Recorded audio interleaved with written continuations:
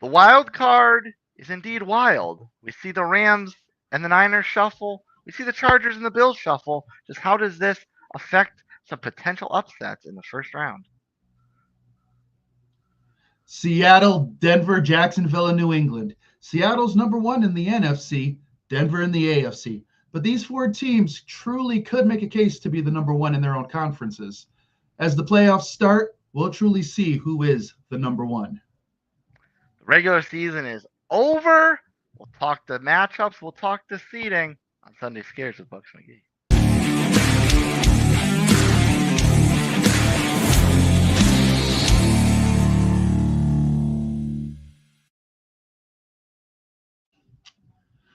Week 18. The teams are finally set.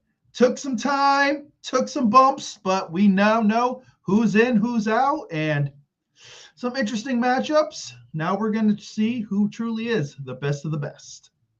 Yes, Bucks McGee, and this comes off with a salty tone for both of us because we can say, "Are you ready to taste the playoffs?" But unfortunately, neither one of us will be tasting the playoffs. No, but we could have been one of those teams that was basically out of it come Thanksgiving or before. So, if the wound has to hit the last week of the season, it's fine. Now I can kind of sit back, look at things, get ready for Black Monday and some other exciting things. But it's a hell of a season. There's some excitement up ahead, so I'm excited. We had to get one last unacknowledged shot at the Jets in there. Honestly, man, I won't lie. I was curious to see how they play today, and oh, lordy. Buffalo backups, Mitch Trubisky looked like an all-pro, man. No sense. The immortal Mitch Trubisky. Half the guys on the Buffalo offense, I was like, who is this guy? Where'd this guy come from? Nope, they rolled 30 plus on the Jets, so go figure. Yeah. But one more thing. Go Raiders. Way to finish off your season. Just to stick the nail in the Chiefs' coffin. Good job. Go Raiders. Go Raiders indeed. Thanks to the Giants, they did not have to worry about losing to secure the number one pick, and they just got to go all out and stick it to the third stringers of the Chiefs. But who cares, because it's still the Chiefs, and we all can enjoy that. Takes the sting out of the season just a little. Yes, just a tad. Just a tad. And before we get into, of course, the teams that matter, one more shout out. Perfect timing, Ginger Yeti. Shout out to Myles Garrett for breaking the all-time sack record. Now, some people would say it was a gift, a la Favre to Strahan. But you know what? A sack is a sack. The man put up the numbers. I guess the man knew what he was doing when he signed the contract and decided he wanted the money and not to win. God bless Myles Garrett. Congratulations. And you kind of stole my thunder on that, because I did want to give a shout out to Ginger Yeti right here, because he pointed out offline that Myles Garrett, despite playing the extra game, also played about 130 fewer snaps than Michael Strahan, and then TJ Watt played an additional 60 snaps on top of that. So despite the extra game, Myles Garrett actually was actually on the field less time overall to break the record. Myles Garrett's just a generic freak. And, I don't know if he's ever going to win in Cleveland. I kind of hope at some point, they turn it around there and he gets a chance. But from a talent standpoint, the guy's second to none, should be Defensive Player of the Year. I don't think there's any question about it. And Cleveland, just enjoy him. Enjoy him while you got him. That's right. So let's stick with the NFC North, because that, of course, is the hottest topic heading into this evening's game. And I almost want to put the caveat on this, because they will play Houston. Houston's been red hot. 8 straight wins now to close the season, dismantling my Colts. Very spirited effort by Riley Leonard. Nice showing going into next year. But the Colts, as the Colts do, find miraculous ways and glorious ways to lose in the blaze of glory. So Houston will be the opponent. Now, if it's the Ravens, Lamar Jackson's back, practiced all week, seems fully healthy. going into the Sunday nighter. So if it's the Ravens, how does this set up? Because Houston's already beat them. It's just, are the Ravens going to come to play? That's all it comes down to. The Ravens have weapons. The Ravens have talent. At the end of the day, can they put it together, play a full 60-minute game, and Lamar do what Lamar does at his best? If it can be done, then I give him a puncher's chance. Houston's defense, I've sang their praises. I love this defense. This defense is nasty. They hit hard. They're young. They're nasty. They don't care. Their offense, though, is decent. It's picked up a little bit in the last couple of weeks. But if you're asking me who's the more explosive offense, when it's at its peak, it's the Ravens. Yeah. But I don't know what Ravens team we're going to get. So at this point, the Ravens they got to put some offense up. They've got to play to their superpower. If they can do it and they run the ball, don't forget you've got King Henry on. I was just gonna say. Don't forget to run the ball. Yeah. If they can do that, they've got a shot because they're gonna need the run game. They're gonna have to somehow try to neutralize the defense. So it's whether the Ravens want to show up or not. If the Ravens put up a stinker, then questions have to be asked about what's going on there. Have to. Yeah. I was gonna say the question is almost, if not more, which Ravens show up, but will the Ravens remember that Derrick Henry is on the roster? Well, I guarantee you probably tonight they're going to run him a ton because they know, all of a sudden, oh, well, if we use this guy, we could win a game. So shocker. Yeah, right. Really. So it just all depends on how the Ravens go about it. If it's the Ravens run the ball, Lamar's is going to have to scramble. There's no doubt about it because they're going to get after him, but their receivers are going to have to show up. Both tight ends. It's going to have to be everybody. If they do that, they've got a shot. And their defense, which we've trashed on quite a bit this year, faces a bit of a stiff test because, like you said, Houston's offense has picked it up of late, whereas they could barely score more than field goals earlier in the season. But Jaden Higgins has had pops here and there. Xavier Hutchinson, once in a while, we see something from him. Nico Collins was a healthy scratch in the finale, so he'll be back. Woody Marks has really burrowed his way into the starting running back hole. So the offense does look indeed a lot better than where it was earlier in the season. No, definitely. So the key to it all is you're going to have to control the run game, and you're going to have to get pressure on CJ. You get pressure on CJ, they've got a good shot. That's what this all comes down to. Because we know the back end of Baltimore's defense is horrendous. Your favorite cornerback, your second greatest quarterback of all time, Marlon Humphrey, just below your boy Rock Ya-Sin.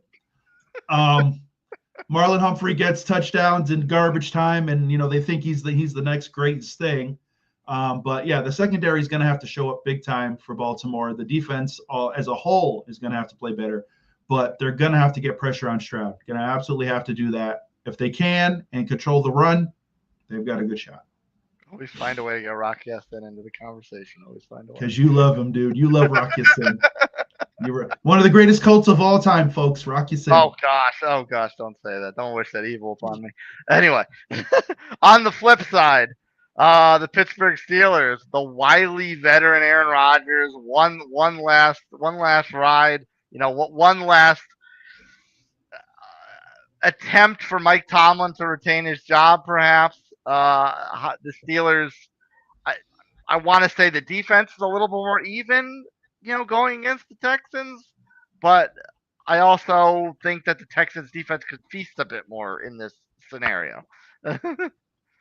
Oh no, I think the Texans defense is head and shoulders above Pittsburgh's. I think Pittsburgh's is a solid unit, but I think if you're trying to come up with a key turnover or something like that, I just think Houston's is faster and they just hit harder. The issue is going to be this. I don't think DK is playing tonight for the Steelers. So if that is an issue going into the playoffs, that could be a problem. The Steelers are going to have to play ball control like nobody's business. That offensive line is going to have to be the greatest thing because they're going to have to keep Rodgers upright. They're going to have to. If they can't, the show's over. There's no chance whatsoever. I don't see, 40-plus-year-old Aaron Rodgers outrunning Will Anderson Jr. I don't see that happening. So it's going to have to be ball control. They're going to have to be able to run the ball. The Steelers offense, like Aaron has had some great moments in the pocket, no doubt about it. But I don't think he's going to be able to sit back there and dissect the defense, especially Houston, the way they get after it.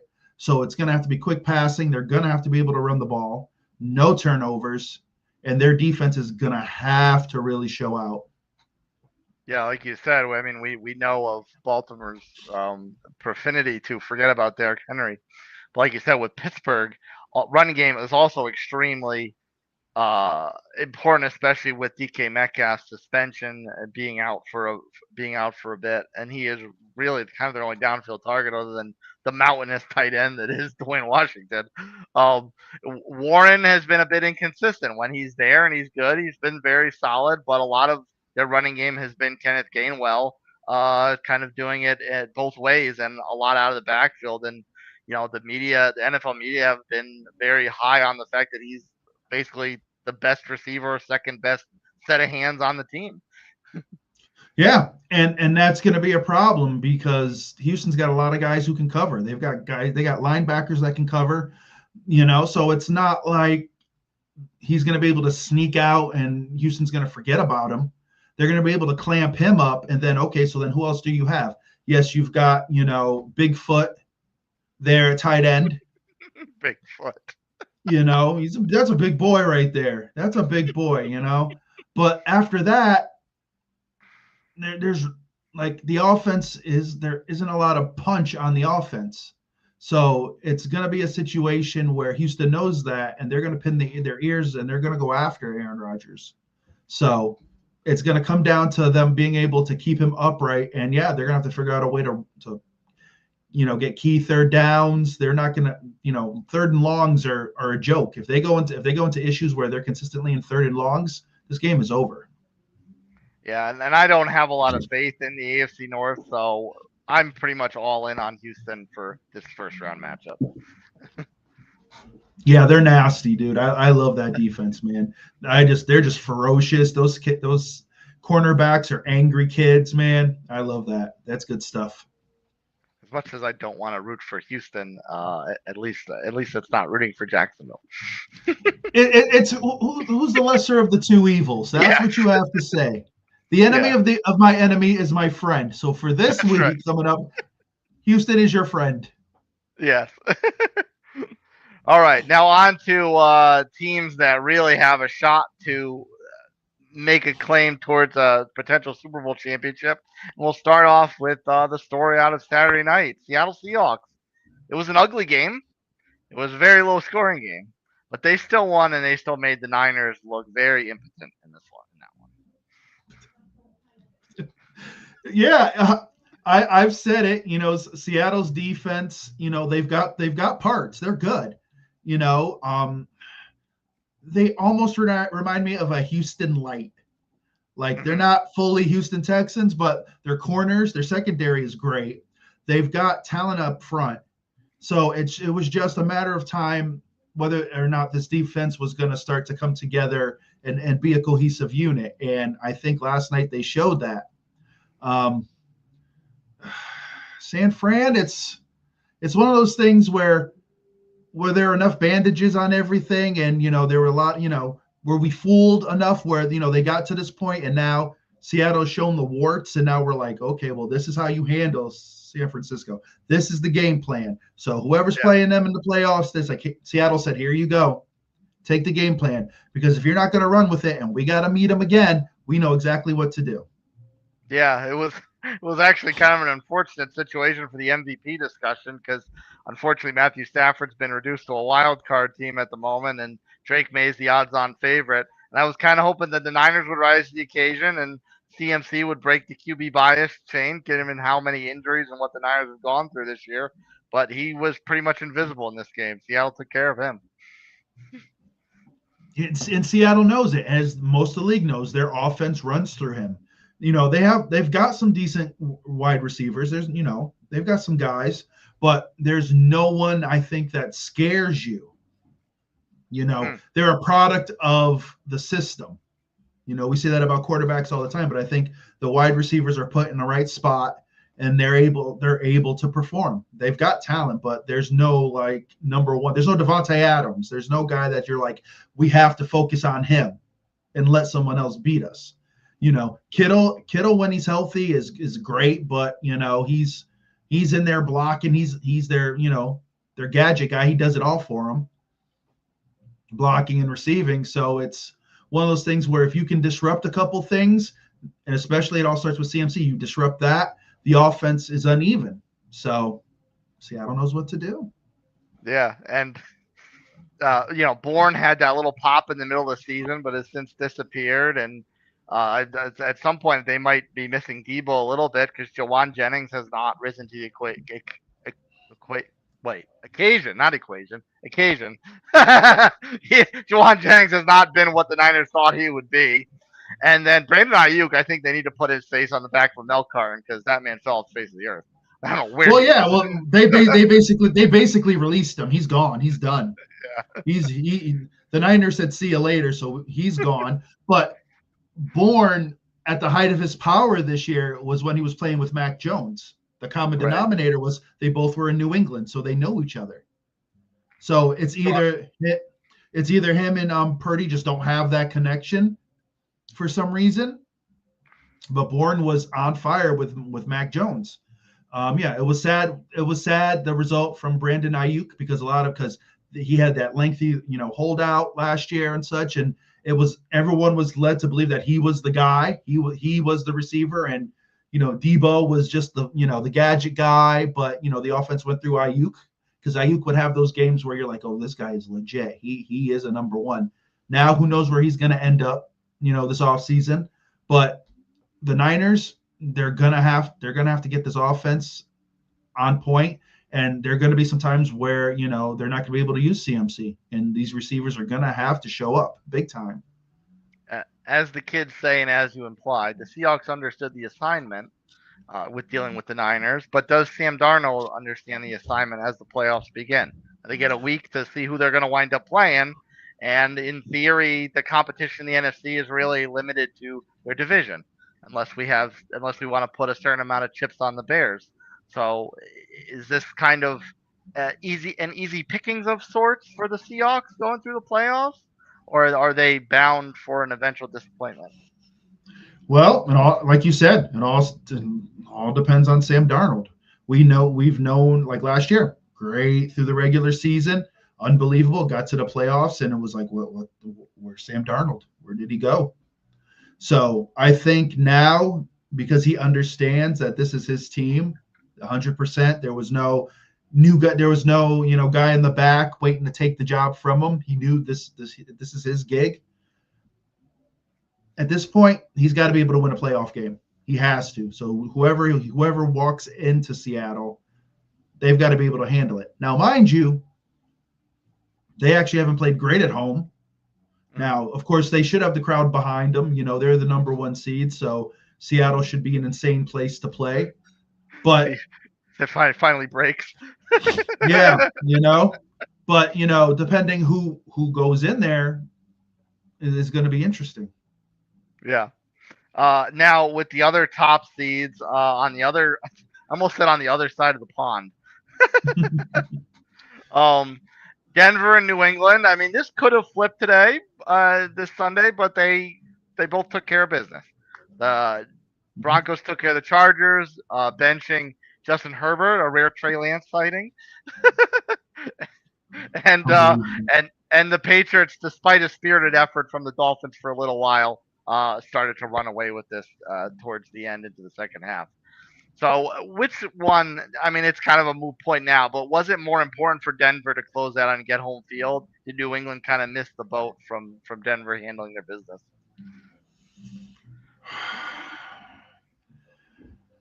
Honestly, it's interesting because I think, there's some people in the Denver camp who would say, well, they had, success last year, so they're just building upon it. So their foundation is already there. They know what the expectation is, they should be okay. New England, they were a 3-win team last year, and then all of a sudden, or 4-win team last year, and then they flip it around to, this, locomotive that just was nonstop throughout the year. Some people would say, yeah, well, look who they played. Well, the flip side of that is they were those teams. They were those teams last year, like Right. legit. They were that team last year. You can't, and I say this all the time. You can't pick your schedule. You play who's in front of you. New England handled their business. Now, will they get exposed in the playoffs? Who knows? Maybe whoever, when they play, they're going to sit there and it's going to be like, okay, well, this is how you beat New England. And then it's like, oh, well, why couldn't the rest of the league figure it out this year? It just happens. But right now, the way it's set, you have to give both teams their due. I guess a slight edge to Denver, because like I said, they've had some experience last year. New England is back. I don't know, is back to those ways. It's back. It's been a 6-7 year hiatus, but they've, and you've got Mike Vrabel as the coach, and he knows what it takes to be a champion. So maybe this team is just locked in now. To that point, and also tying in your previous point, could this be a situation where the Patriots are playing with lightning in a bottle because they were so bad last year, so they accumulated a schedule against the other bad teams from last year, most of which were still bad this year, and now this is a very tinderbox-like situation to take advantage of, and if they don't, next year's going to turn around, and guess who they're going to be playing? All the first-place clubs. Well, see, the thing is, could be lightning in the bottle, but we could have said the same thing for Washington, and then they just fell apart. Yeah. The wheels just fell apart there. I think the culture there is different. So I and with the coaching and such, I think they're coached in good positions, and they've got. It's not like these are a bunch of young guys. These are guys who are, especially in free agency. They picked up guys on that defense who have played for winners and know what it takes. So there's veteran leadership on this team. I think Drake May has grown from last year. He knows what it takes. Their run game, they've got a great run game. So I think it's just they've just got to play within themselves and not try to do too much. But yeah, next year, your schedule is going to be you're playing the hard teams. That's great. But if you look at some of those teams, they're not. Do they scare New England? I don't think so. And some of those teams are grasping at straws too. They're not, 100%. They're probably going to have key guys leaving. New England this roster is set for a couple years. They've, solidified. So it'll be interesting to see. But as of right now for this year, they could go on a decent run. They had a much better foundation than Washington. Washington had a horrendous defense. Their offensive line was a joke.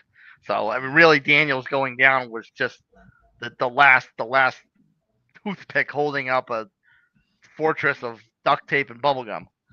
Yeah, and I don't think New England is going to allow that to happen. I think, especially from ownership down, they weathered the storm of Belichick, Gerard Mayo. They got the guy that they wanted to turn this thing around, and they're in a position to possibly go on a run, a dynamic run.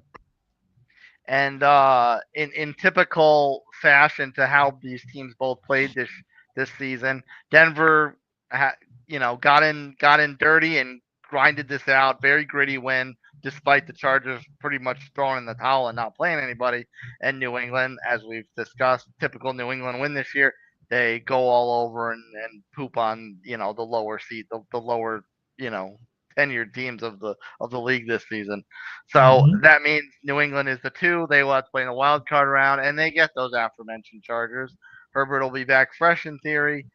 This is a trust situation because we talk about trusting the Patriots with not a lot of proper testing this throughout the season, and we also talk about the Chargers not be able to trust them because they're up one week, down the next, back up the next week, back down the next. I trust New England. I do. Yes, they've played. Yes, they played lesser talent, but that's just what the league is. But when you look at their games, just look at the way that the teams operate. I trust New England to go down and score a touchdown. I trust their offense to complete a drive. Chargers, not all the time. There are times where they're driving and then all of a sudden there's like a fumble, a pick, or just something that just doesn't click. I think New England is a more complete team right now. And this may sound like a very dangerous strategy for the Chargers to put it all on Drake May's shoulders because he's had such types of perfection games this season. But I think the bigger question for the Chargers to attack defensively is New England's running game because Henderson, he was banged up a little bit, but he was a force. He scored a couple touchdowns in the finale, and Ramondre Stevenson has come back from the dead. He's been red hot the last few weeks. He had a huge game in the finale, a hat trick, over 100 all-purpose yards.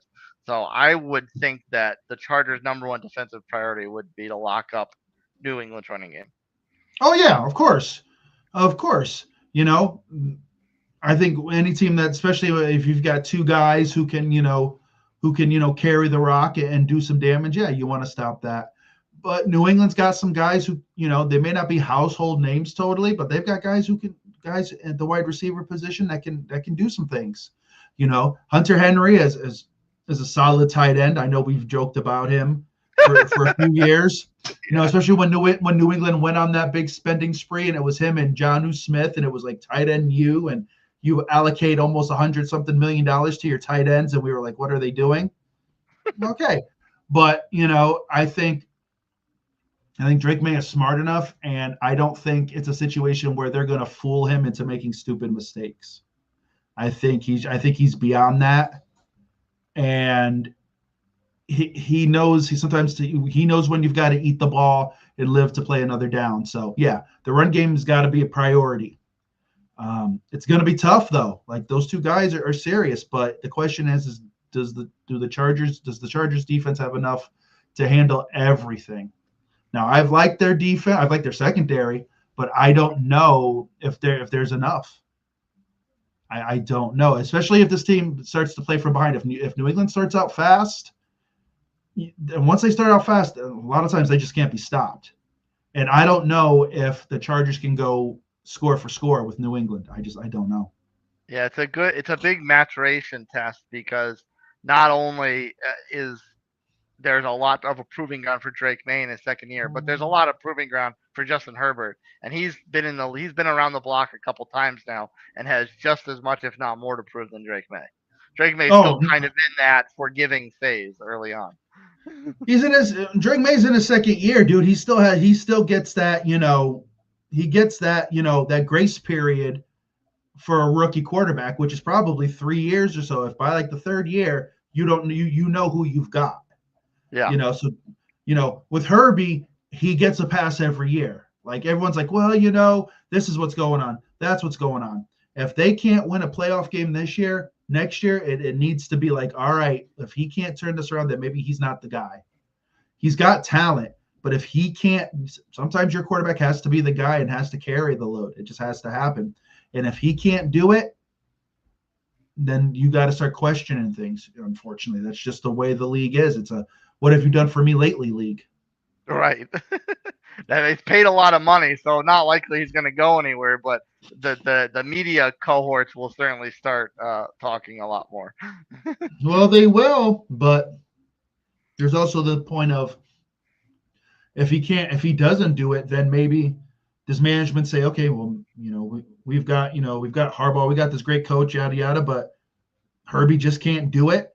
Someone willing to give the farm? You want to trade him? So what are you going to give me? The weirder things have happened. So if hey, you want to go to the Jets? If the Jets had draft picks, the Jets would give you the moon and the stars. You could pick yourself. You could pluck yourself out a quarterback straight out of college. Harbaugh would be loving life because he could just right from scratch bring him to what he wants. Yeah, and being that Fernando will probably be in Vegas, Dante Moore will probably be the next quarterback off the board. And that sounds like a West Coast dream for Harbaugh. There you go. At one point, the Chargers were the 5 seed. Now they're down to 7, and there's been a little shuffle because the Bills have moved up in their thrashing of the Jets with the backup in the backup game here. But this is not an easy task for them because they play the Jags. The Jags were not able to catch the likes of the Patriots and the Broncos. Mhm. So this is a very interesting situation of a team who we've talked about. They've been in the fraudulent penthouse in the past. We've talked about them. Is their window closed, Mhm. closing, closed, whatever the case may be? And here's Jacksonville, which we had just thrown in the trash heap at one point, and we were done with them. This team is in full rebuild mode. We don't know if Trevor Lawrence was the guy. This could have just been a failed experiment from jump, and he's been on MVP level the second half of the season practically. So this is a Mhm. very interesting case of two ships uh, maybe going in opposite directions and on a collision course for each other somehow. You've got to give Jacksonville their credit. You really do. Second half of the season, they have exploded, and they're a dangerous team. Their defense has, at one point led the leagues in turnovers. They're athletic. Like you said, Trevor Lawrence has all of a sudden become the guy that we, thought he was going to be. And a lot of it is attributed to Liam Cohen. He's brought that off. Yeah, that pains me to say, I but know. I give the guy his flowers. He's running an offense that works for Trevor and these guys, and they're producing. Buffalo they play with a lot of heart, and that's what this team feels like. Feels like they play with heart, and they get the win, and you feel good about them. But it's like there's only so much. Unfortunately, so much heart will take you. You need some talent. You need a number one receiver. You need some pieces, and I don't know if they have enough to get through the gauntlet of the AFC. I don't. No, well, because I mean, and we've talked about this throughout the season. It's just so much on Josh's shoulders. When they do well, it's because Josh has an insane game, and even like we saw against the Eagles a couple weeks ago, that even when Josh does have an insane game, sometimes it just doesn't work. Yeah, and when Cook is on, he helps out a lot, but they need more weapons on the outside. They got to be able to throw and stretch the field a bit more. The tight ends, I think, are underwhelming. Like they've got talent, but for some reason, it just seems like they don't show up when they need to. So it's gonna, and their defense, those guys play hard, but there's always seems to be some injuries there. Yeah. So I think it's a different story if that defense is 100% healthy. Right now I don't know really what they're going to be bringing into the playoffs. It's going to be interesting to see it, but I don't know if the window's closed, but the window is slowly starting to come down a bit. So Yeah. depending on where they finish here in the postseason, management's really going to have to look at things and say what can we give Josh, because sooner or later he's not going to be able to run around like he does. Like there's a finite window that he's going to be able to do that stuff, and then He's gonna hit. afterward, He's gonna hit the Lamar Jackson wall at some point. well, that Mahomes is the perfect example. And unfortunately, he got hurt doing what he does best. There's a point. Now he's got to come back from injury. If that ever happens to Allen, it's going to be a mess there. Like, Yeah. And his legs and stuff. That's a superpower. But unfortunately, as you get older, the legs will go before the arm will go. Yeah, that's just Mother Nature and Father Time being intentionally cruel. Yeah, exactly. Yeah, you spoke about Buffalo's defense. This is a team that fights and plays hard, but the talent level just isn't there. Jacksonville does not have that problem. The talent level is very there. And, they took kind of a little while to get used to the system and get going, but they're very used to it now. This is an aggressive defense. Oh, it is.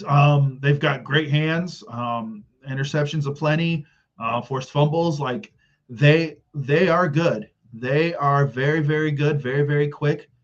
And they play within themselves. They don't take too many chances, but it's also a situation where their offense actually produces on drives. They're not out on the field half 3/4 of the game, and their offense luckily puts up 17 points.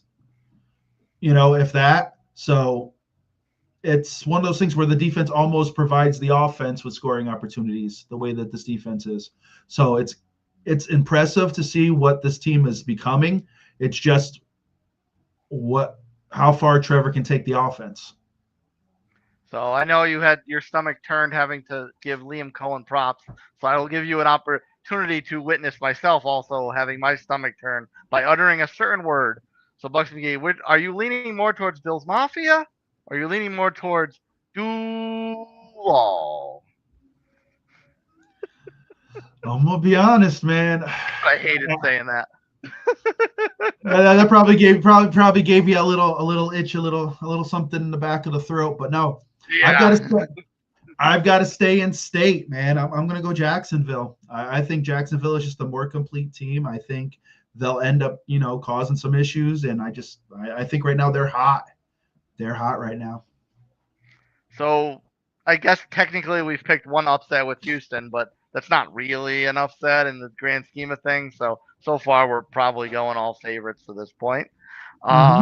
As we move on to the next one, and this is an interesting one because I was watching the Eagles game and I'm watching the Bears game, and I'm thinking to myself as this goes along, and especially as they wound up finishing, the Bears need to send the most gift baskets and fruit baskets and gift cards over to Nick Sirianni because this was a perfect opportunity for the Eagles to get the 2 seed and play the fraudulent Packers instead of this Niners team, which, as we previously discussed, they've got a lot of issues. They're very inconsistent.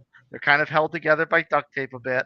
But the Packers are just a dumpster fire right now. After the Micah Parsons injury, you don't know what Jordan Love's going to come back, if he's going to play at all. So I don't know what the Eagles were thinking in this one. And I can't be totally surprised that the Lions came to play against the Bears because the Lions did this before. The Packers were trying to get a playoff spot. Aaron Rodgers' potential last game in Green Bay turned out to be his last game in Green Bay, and they ruined his season. They played spoiler. So the Lions have a habit of doing this. This was a perfect opportunity for Philly to get 2 instead of 3, and they just decided to bench everybody. I don't know if they just wanted to save everybody and said, you know what, if we end up in the 2 or 3, we're fine with whoever we play.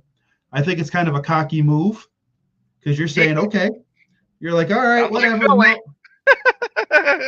You know what? We're gonna rest everybody. Why do we want to play for a position? We'll play whoever because this is who we are.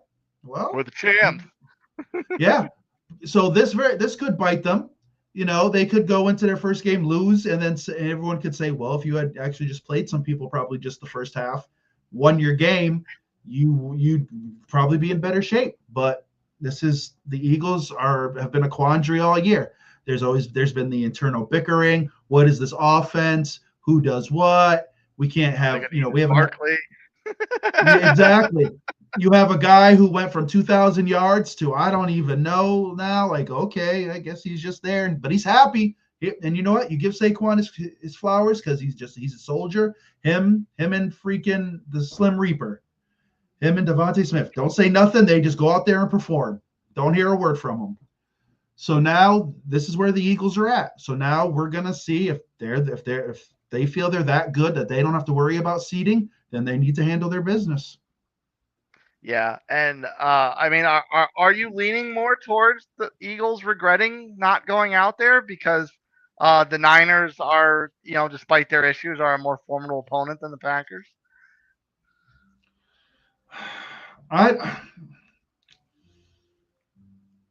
If it was me, yeah, I would want the Packers because the Packers are a wounded animal right now. Like you said, I have no idea what has happened ever since the Parsons injury. Like you said, they have just fallen apart. But we've always kind of been hesitant with them because of Jordan Love.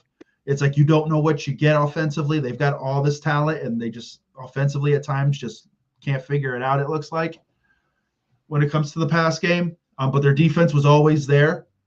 So we figured that's what they were going to hang their hat on. And the offense, of course, was going to put up some points, but, it was pretty balanced.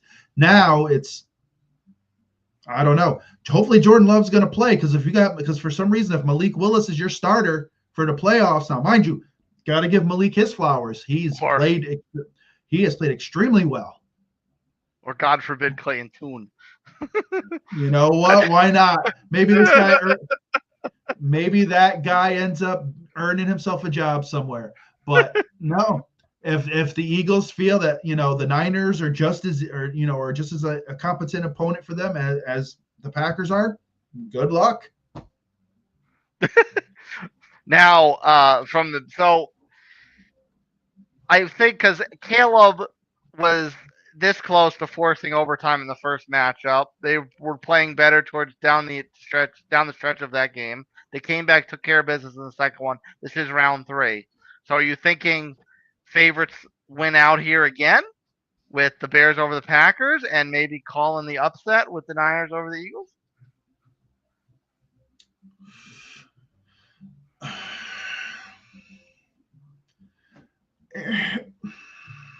Here's my thing. When it comes to the Eagles and Niners, a good part of me wants to say the Niners just because I think the Eagles think it's good. They just think they're going to be able to turn it on and they're going to be this prolific offense and everything's going to be like it was last year. And I don't know. I guess I still give the champs their due.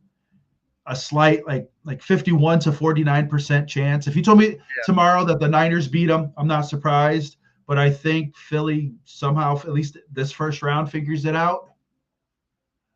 The Bears should be able to handle the Packers. They really should. Like at this point, especially if Malik Willis is playing.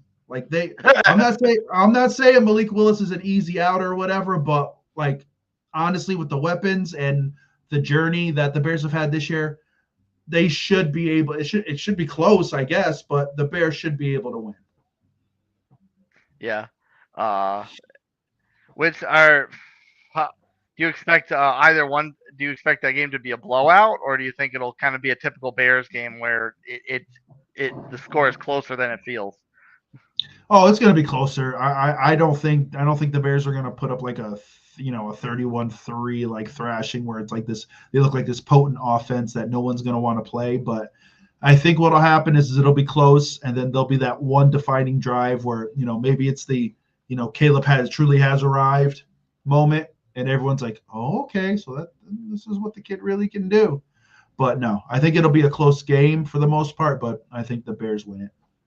Yeah, I agree. I definitely agree with that one. I think that Chicago's defense is a big question mark to me, but I think it will be fine to at least get by Green Bay. Philly, I mean, you're swaying me back to this kind of toss up and give the edge to the champs for now, but I'm in the same boat. Like, despite all the Niners issues, Philly has some significant trust issues. So, like you said, and like we said in the past many times, unless they're just the new age Chiefs, where they kind of lollygag through the season and then turn it on in the playoffs. Outside of that scenario, like I got to see them perform every week to trust them. No, exactly. But with the weapons and everything, they've just had those moments where it looks like they've turned it on and like they've said, all right, Jalen, can you win us the game? And he's done it. So it's just, can they put it all together? If all three phases are on point for Philly, they should win that game. But if for some reason they can't, like the pass game seems inept, then it's going to be a problem. So no upsets yet, aside from the one matchup that the upset is not really an upset. And that's also kind of the situation going into the last playoff matchup to discuss, because the Rams are going to be a royally heifer favorite against Carolina Panthers. These Carolina Panthers, who somehow wind up being the best 8-9 team in the NFC South, to winning a tiebreaker for no other virtue than the Atlanta Falcons winning, taking one last stab at Tampa Bay. Yep. Raheem Morris, yep, you're a winner, buddy. You're a winner. We got a ring, though, buddy. You enjoy. Your only ring came from where? Remember that, Raheem. All right, so now here's the thing. Carolina beat the Rams. This year. Mm-hmm. So it's not – so Carolina they're not arrogant, but they feel confident in what they can do. And this team has grown from where they were at the beginning of the season to where they are now. You have to give Dave Canales credit for what this team has become. People still doubt Bryce Young, and there may be some still validity to it a bit, but he has grown from where he was last year. They've got great receivers. They have great receivers, Yeah. and their defense is solid. They can run the ball. Flip side of that, the Rams have a good defense. It's like these teams almost mirror themselves. It's like Carolina is the child version of the Rams. Yeah. In the sense, like they're like little babies, like they've got pieces comparable to what the Rams are. The Rams are just adult at this point, and the X factor in this game is going to be Puka Nacua. Carolina, because Puka makes this offense go. So if they can't stop Puka Nacua, it's going to be a hot mess. It will be. And Matt Stafford, I think, is the MVP. So if they keep him standing upright, it'll be an entertaining game, but I think the Rams will be out for revenge and will pull this off. Are they maybe the wild card team with the best chance of going on a Super Bowl run? Not just because they kind of get the quote unquote easiest first path to that standpoint, but they're also the veteran leadership of Stafford, the experience of McVay. Are they kind of like the best bet from a wild card perspective to go on a run? Yeah. The way that the NFL playoff system is set up, you would think that this team would be a 2 or a 3 seed, but unfortunately it's, where it's at. Hey, it's not my fault. I don't make these decisions, but yeah, I think they are. They're probably fine saying, okay, we'll be the 7th seed. We'll roll with this. No, there's no pressure. And next thing you know, they can end up hosting a playoff game. Who knows the way this thing is going to go? To take them over the Bills, take them over the Niners, take them over the Chargers, all these other potential wild card powerhouses. Because the quarterback has won a Super Bowl. Yeah. Like he's done it already, so it's not like it's anything new. Like the Rams, we made fun of them when they, the whole, F our draft picks, and they did what they needed to do to win their Super Bowl. Right. And they toiled for a couple years, and now they're back. And not only that, they've got, probably a top 10 draft pick or close to it, thanks to Atlanta. So they know how to win. So if they're like, okay, well, we'll start here and work our way up, why not?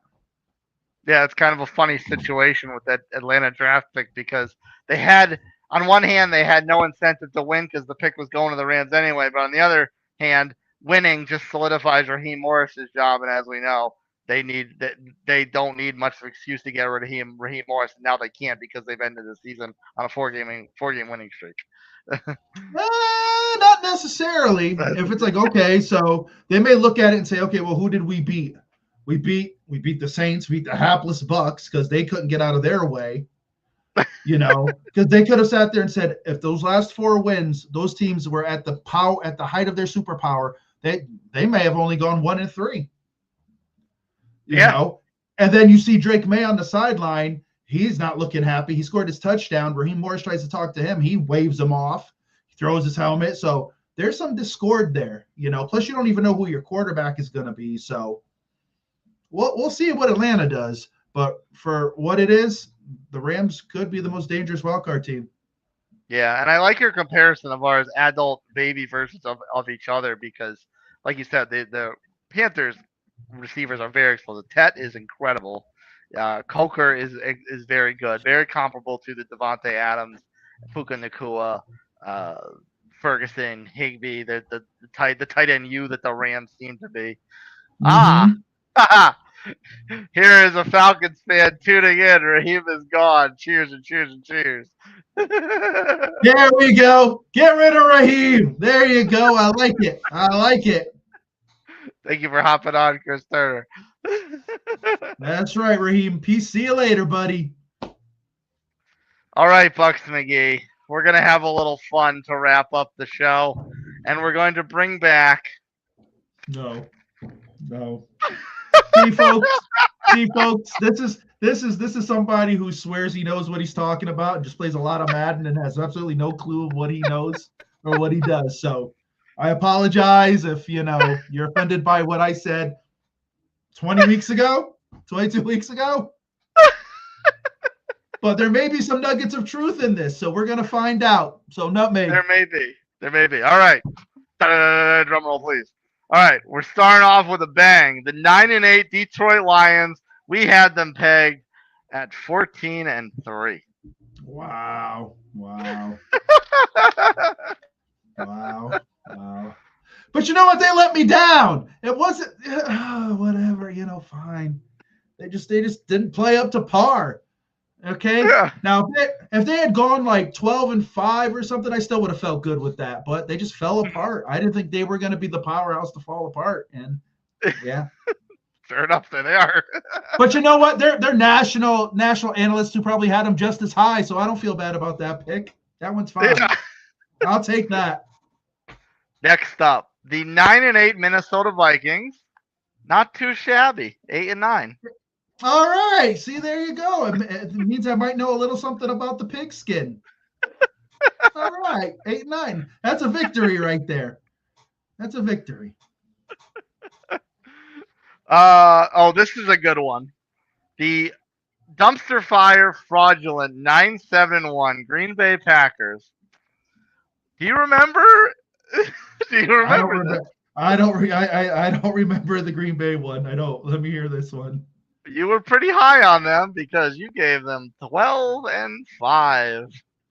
Okay, so I was 3 games off. That's not bad. That's not bad. 3 games. I could see if I was like 7 games off, but 3 is. You got to give me a plus or minus on these, man. Yeah, it's not terrible. They still made the playoffs. Thank you. As opposed to the next one. This one might sting. The 11-6 Chicago Bears. 5-12.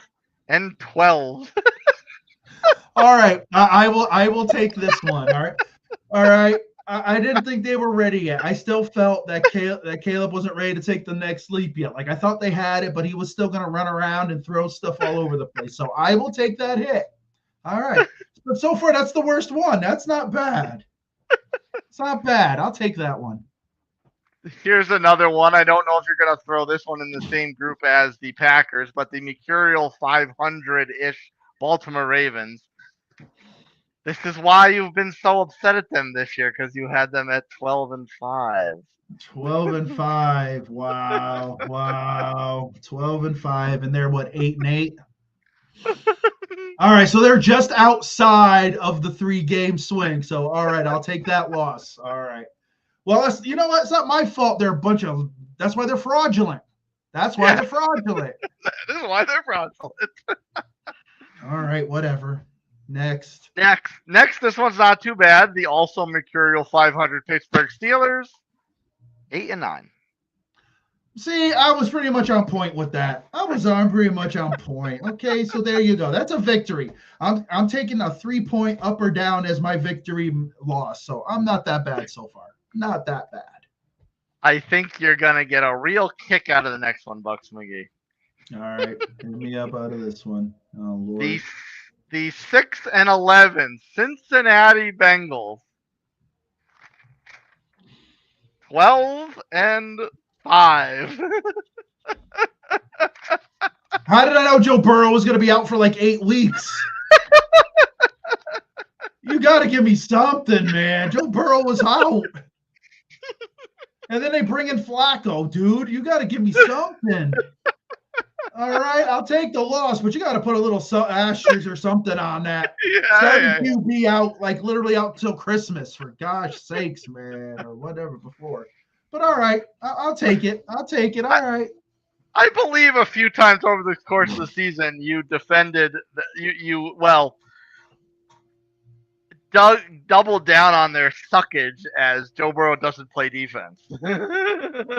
Exactly. But I didn't think they were a freaking 6-win team, man. Whatever, man. Okay. I'll take that one. Okay. This one's not so bad. The surprising-ish Browns at 5-12, 3-14. All right. Yeah, 2 games within the 3 games. There we go. Thank you. Different shades of garbage. Exactly. This one wasn't. It was still 100% soiled, but it was soiled by maybe soda, not like baby diapers or something. Here's one you nailed on the money, Bucks McGee. Uh-oh. Buffalo Bills, 12-5. Look at that. Look at that. You would have thought I was Josh Allen's biggest fan. You would have thought it. Mister, the window is not closed, but closed-ish, and they're not going to beat the Jacksonville Jaguars. You were on them from the beginning and nailed the record one way or the other. There you go. So right now, there you go. They're not going to win their first round game. Put your money on it, folks. Yeah. Put your mortgages on it. I bet it. There you go. Now, I think this one's going to sting, and this one you can't blame a quarterback injury on. So 14-3, New England Patriots at 7-10. It doesn't bother me. It doesn't bother me because no one thought they were going to be this good. No one thought they were going to be this good. Some people said they would win 10 games, so I don't feel bad at all. That's fine. I'm not taking no. I'll take the hit, but I don't feel bad about it because no one thought they were going to be this good. And then these are the same people who are like, well, look at their schedule. Look who they beat. Blah blah blah blah blah. Oh, so no, I don't want to hear it. 7-10, I'm okay with that. I will own that. That's a badge of honor. That's like the dog in the burning room meme. Everything is fine. Everything is fine. Yeah.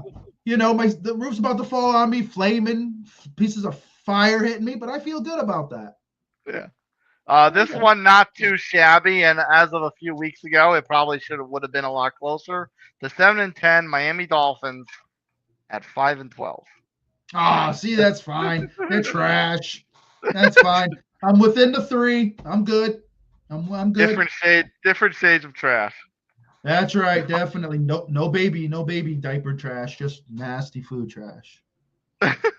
I'd love to know your reaction to this one because this is a team that you love to dump on, and as it turns out, you were higher on them than maybe you probably would not have liked to be on them. The 3-14 New York Jets at 7-10. The Jets won 7 games? No. That was where you thought they would win. I thought they were better than they were. Okay. No. They were worse, much worse. Well, I thought they were better than then they turned into this. Okay, so at the end of the day, I thought maybe, Justin Fields was going to have, and it all just fell apart. So, yeah. All right, I'll take that. That was a bad one on my end. My fault. Sorry, Gang Green. I tried. I had to give you I gave you guys 7 wins, man. I gave you guys some competitiveness, man. Y'all just made me look bad. You'll like this one, and this does have an asterisk on it. We pre-marked the asterisk. Okay, thank you. The now 12-5 San Francisco 49ers, you had them with an asterisk of CMC being healthy at 13-4. Look at that, baby. Go ahead, Niner Nation. Go ahead, Niner Gang. That's right. Support. Gotcha. That was a near dead nuts peg if they had just risen to the occasion and beat Seattle. Half their defense is on the IR, a hot mess. So hey, not bad. Okay. Also, within one game of being dead nuts on, the 12-5 LA Rams you picked at 11-6. Okay. See, you made it sound before we got on air. You made it sound like I was horrible. I'm pretty dang good. I'm pretty good. I was pretty good. Like I said, within the 3 games, you got to give me an up or down. But so far, man, I think I'm all right. I think I'm about almost 500. I'm nice. Good. Well, the next one's quite the interesting one. Okay, I'll have an answer for it, I'm sure, but we'll see. You were a little high on the Arizona Cardinals, who finished 3-14. You picked them at 10-7. A bit of a surprise. Freaking Kyler Murray got hurt. Bunch of scrubs, man. All right, I'll take that one. Just the problem is they they got talent. It's just I don't know, man. It is what it is. Get a new quarterback, pick up a couple free agents, and then that's where we're at. I'm good. I'm good with that. I'll take that hit. All right. Okay. I'll be interested to know if you throw this in the Patriots bucket. The Seattle Seahawks, top team in the NFL, 14-3. You had them at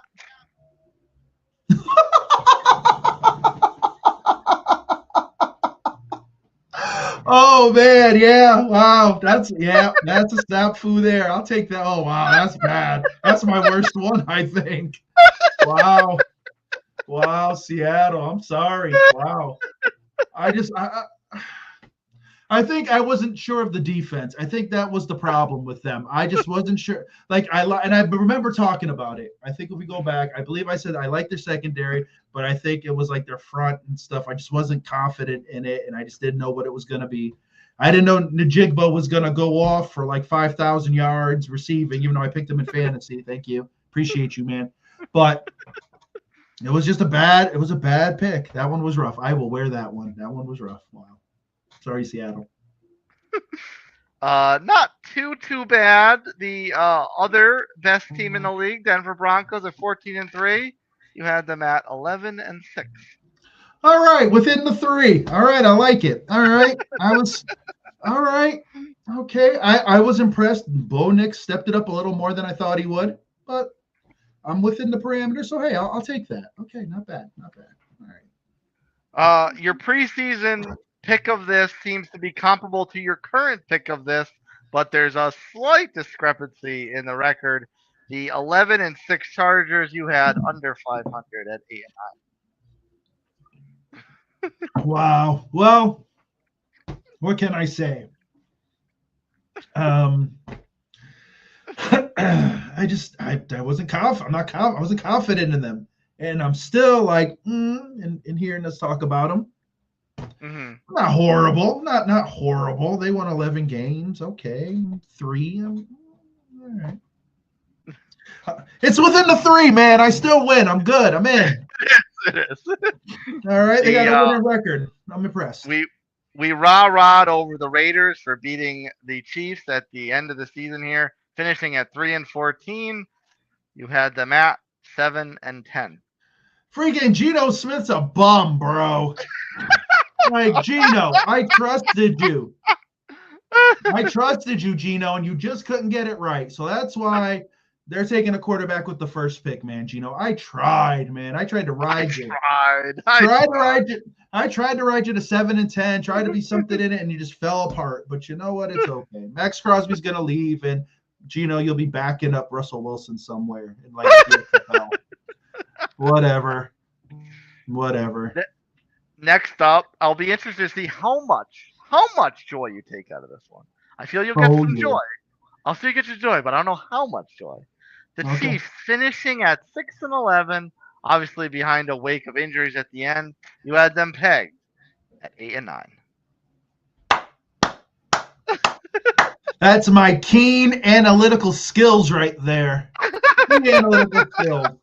I just knew the wheels were falling off. Well, you know what? Patrick doesn't get hurt. Maybe it's like 7-10. I'm closer.